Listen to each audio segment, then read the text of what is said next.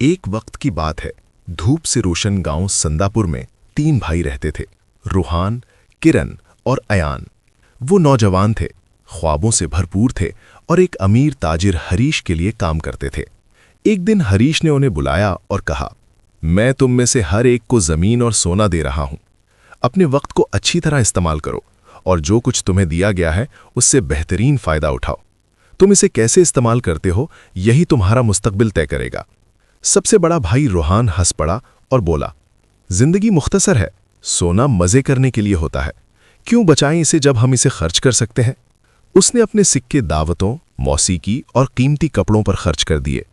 وہ سمجھتا تھا کہ زندگی کا اصل مقصد لطف اٹھانا ہے۔ درمیانی بھائی کرن نے اپنی سونے کی تھیلی مضبوطی سے پکڑ لی اور کہا، میں اسے کھونے کا خطرہ مول نہیں لے سکتا، میں انتظار کروں گا اور اسے محفوظ رکھوں گا، بعد میں پچھتانے سے بہتر ہے احتیاط کرنا۔ وہ صرف اتنا کام کرتا تھا کہ گزارا ہو جائے، اور اس نے کبھی آگے بڑھنے یا سرمایہ کاری کرنے کی کوشش نہیں کی۔ سب سے چھوٹا بھائی ایان ایک درخت کے نیچے گھٹنے ٹیک کر دعا کرنے لگا، اے اللہ، میری مدد فرما کہ میں اس نعمت کو سمجھداری سے استعمال کروں۔ ہر دن اور ہر سکے کا ایک مقصد ہے، میری رہنمائی فرما تاکہ میرا کام صرف میرے لیے نہیں بلکہ بہت سے لوگوں کے لیے فائدہ مند ہو۔ اس نے احتیاط سے منصوبہ بنایا۔ اس نے کچھ سونا اوزار، بیج اور چھوٹے منصوبوں پر خرچ کیا۔ اس نے غریبوں کی مدد بھی کی اور جو کچھ ہو سکتا تھا دوسروں کے ساتھ بانٹا۔ دن مہینوں میں بدل گئے۔ شروع میں روحان کی زمین اچھی ہوئی، مگر جلد ہی اس نے اپنی دولت عیش و عشرت میں ضائع کر دی۔ وہ بڑی بڑی دعوتیں دیتا، گھوڑے خریدتا اور آسائشیں خریدتا رہا، جبکہ اپنی زمین اور فصلوں کو نظر انداز کرتا رہا۔ کرن کی زمین خالی رہی اور جڑی بوٹیوں سے بھر گئی۔ اس کا خوف اسے کچھ کرنے سے روکتا رہا اور وہ بہت کم کام کرتا تھا۔ مگر ایان صبح سے شام تک محنت کرتا رہا۔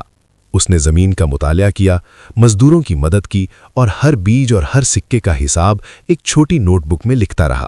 ہر صبح وہ اللہ کا شکر ادا کرتا اور اپنی کمائی میں سے کچھ غریبوں کو دیتا۔ آہستہ آہستہ اس کے کھیت ہرے بھرے ہو گئے، اس کے جانور بڑھنے لگے اور اس کا گھر خوشحال ہو گیا۔ مگر وہ پھر بھی عاجز اور شکر گزار رہا۔ ایک شام تینوں بھائی اس دریا کے کنارے ملے جو ان کی زمینوں کے درمیان بہتا تھا۔ روحان فخر سے بولا، میری دولت کو دیکھو، میں نے اپنا سونا مزے کرنے میں خرچ کیا اور میں نے ہر لمحہ لطف اٹھایا۔ اگر سونا خرچ نہ ہو تو اس کا کیا فائدہ؟ کرن نے سر ہلاتے ہوئے کہا، میں نے اپنا سونا محفوظ رکھا، میں نے خطرہ نہیں لیا، مگر میری زمین خالی ہے، کم از کم میں نے اپنا سونا تو کھویا تو نہیں۔ ایان نے سکون سے کہا، روحان، تمہارے سونے نے تمہیں کچھ وقت کے لیے خوشی دی، مگر وہ ہمیشہ نہیں رہے گی۔ کرن، تمہارے خوف نے تمہارا سونا محفوظ رکھا، مگر وہ بڑھ نہ سکا۔ میں نے روزانہ محنت کی اور جو ہمیں ملا اسے دوسروں کی مدد کے لیے استعمال کیا، یہی اصل دولت ہے۔ روحان ناراضگی سے ہنستے ہوئے بولا، تم بہت محتاط ہو ایان، زندگی مختصر ہے۔ ایان مسکرایا اور کہا، ہاں، زندگی مختصر ہے مگر بے مقصد نہیں۔ وقت اور سونا سمجھداری سے استعمال کرنا چاہیے۔ جو ضائع ہو جائے وہ واپس نہیں آتا، اور جو کبھی استعمال نہ ہو وہ کسی کے کام نہیں آتا۔ سال گزرتے گئے۔ روحان اپنی لاپرواہی کی وجہ سے اپنی زیادہ تر زمین اور دولت کھو بیٹھا۔ کرن غریب ہی رہا کیونکہ خوف نے اسے آگے بڑھنے نہ دیا۔ مگر ایان کے کھیت پھلتے پھولتے رہے، اس کے جانور بڑھتے رہے اور وہ اپنی ایمانداری اور مہربانی کی وجہ سے مشہور ہو گیا۔ وہ اب بھی ہر صبح دعا کرتا، اللہ کا شکر ادا کرتا اور غریبوں کی مدد کرتا۔ جب ہریش واپس آیا تو وہ گاؤں میں گھوما اور ہر بھائی کی زمین دیکھی۔ وہ ایان کے پاس رکا اور کہا، تم نے اصل بات سمجھ لی، تم نے اپنے وقت اور نعمتوں کو اچھے طریقے سے استعمال کیا اور وہ بڑھ گئیں۔ تم نے صرف اپنے لیے نہیں بلکہ دوسروں کے لیے بھی کام کیا، یہی دانائی ہے۔ پھر اس نے روحان اور کرن کی طرف دیکھا اور کہا، روحان، تم نے عیش و عشرت کے پیچھے دوڑ کر اپنی بنیاد کھو دی۔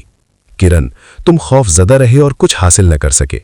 یہ ایک سبق ہے، وقت اور سونا اگر صحیح استعمال ہوں تو ترقی اور برکت لاتے ہیں، اگر ضائع یا بغیر استعمال کے رکھے جائیں تو صرف پچھتاوا دیتے ہیں۔ تینوں بھائیوں نے سر جھکا لیا اور اپنی اپنی غلطیوں اور فیصلوں کو سمجھ لیا۔ اور دوستو، اس کہانی سے یہ سبق یاد رکھو، اپنے وقت اور پیسے کو سمجھداری سے استعمال کرو، محنت کرو، دوسروں کی مدد کرو اور جو کچھ تمہارے پاس ہے اس سے بہترین فائدہ اٹھاؤ۔ یہی اصل ترقی اور خوشی کا راستہ ہے۔